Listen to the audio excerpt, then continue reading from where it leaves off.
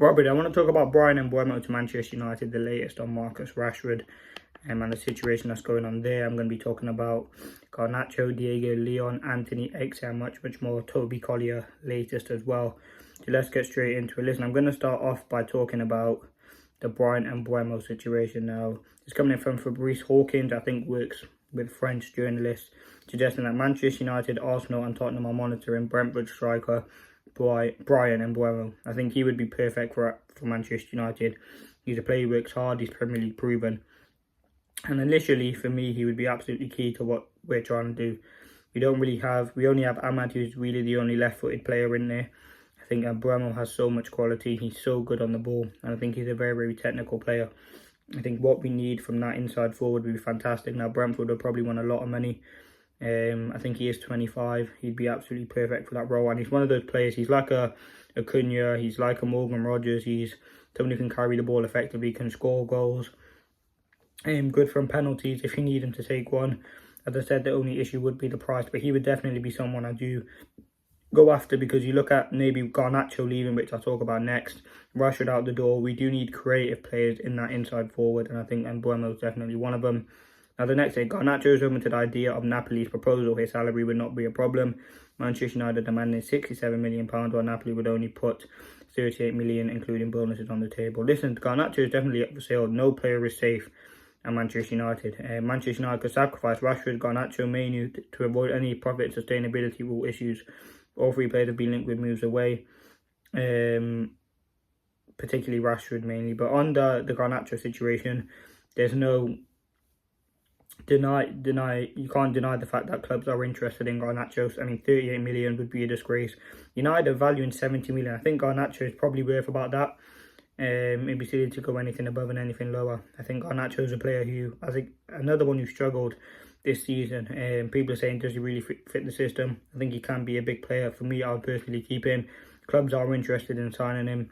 His salary would not be an issue. Obviously, he's not on ridiculous wages like the Rashfords or the Ericssons or the Brunos. I kind of the higher end. I think for me, the issue is, would you let a player of that quality go? You risk him becoming a very good player. I mean, I don't think there's much issue with Garnacho at the minute. I don't think he's the biggest problem. I think there certainly are other problems at United. The Rashford situation, getting Casemiro gone, Anthony gone. These sorts of the problems United should be figuring out and trying to solve, not really Alejandro Garnacho. Today is a decisive day for Rashford's future, so we'll see what happens with that. Nothing has really come out in terms of development on the Rashford situation.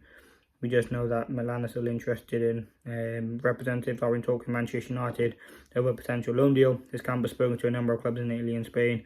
The feeling is they will take their preferred destinations to United before the clubs in question engage over a deal. AC Milan have made Rashford a top target, but all options are still on the table, including staying at Old Trafford. So we'll have to wait and see what happens. There hasn't been really too much of an update. That's all we kind of know so far. So that's that situation. Toby Collier, Manchester United have no intention of loaning Toby Collier this month. Ruben Amorim wants to keep him. He's definitely a player who is ready for the first team football. Obviously, he's come through the Brighton Academy. He's been absolutely fantastic there. I think this is his second or third season now at United. He's played a few first team games. I think he did have a decent pre-season. He's a number 6, so he could be covered for Ugarte. I think we do need depth in 6. And the 6th position is definitely someone who Ruben Amorim wants to develop. I think that cameo against Arsenal was fantastic, and I think he's one of those you should keep around. We need them out of rotation in midfield. He's above the pecking order in Casemiro and Ericsson, and they ain't really good enough for United anymore. They don't have the legs for me, and I think they easily get bypassed. I think having Toby Collier will be fantastic. He's still a young player. It's down to Amorim to develop him. I still think we do need more midfielders, but Toby Collier is definitely a very viable option and is a very good technical player. Now, the next thing, Diego Leon has returned to Paraguay after completing his formalities of his pre-contract agreement. Diego turns 18 in April and will join in the summer in a deal that could be up to 7 million. Listen, he's one for the future. Don't think he'll be playing first team football yet. But again, he's definitely one to look out for. He's another young talent that United have signed with the likes of Sekou Kone. A very talented player. We'll have to wait and see if he can develop and will be worth anything. He is still young. And it's a tough league to come to play for Manchester United. He may not be any good, but we'll have to wait and see what happens. Now, the last thing, Anthony. Manchester United are in ongoing talks with a number of clubs, including Real Betis over a loan for Anthony. Listen, Anthony and Rashford seem like the two realistic options at the moment to leave Manchester United. I'm all for getting rid of Anthony. I don't think he is good enough for United. We have to be completely honest. He's had some decent games for United, but that's really about it. He has struggled a lot with confidence, and he just simply hasn't been good enough. And if you're being ruthless, you do want to get rid of Anthony, if I'm honest with you.